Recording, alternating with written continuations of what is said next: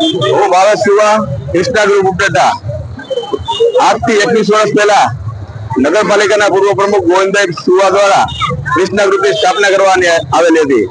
આ કૃષ્ણા ગ્રુપનો હેતુ ઉપલેટામાં હિન્દુ સમાજની એકતા, અખંડિતતા અને ભાઈચારો જળવાઈ રહે એના માટે ધાર્મિક ઉત્સવો ઉજવવામાં આવતા। એમાંના જન્માષ્ટમીની રથયાત્રા, તુલસી વિવાહ, ગણેશ ઉત્સવ,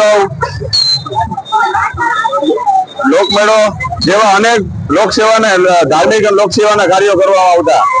અને આ સતત 21મી રથયાત્રા કૃષ્ણા ગ્રુપ દ્વારા કાઢવામાં આવેલ છે।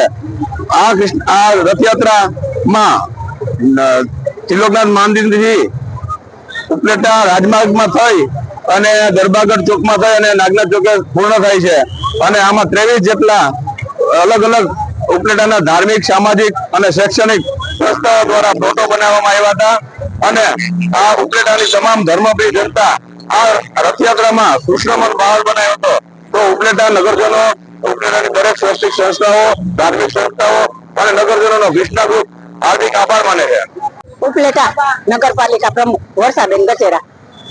આજે જન્માષ્ટમીના દિવસે આજે ખૂબ જ અમને આનંદ આવ્યો છે।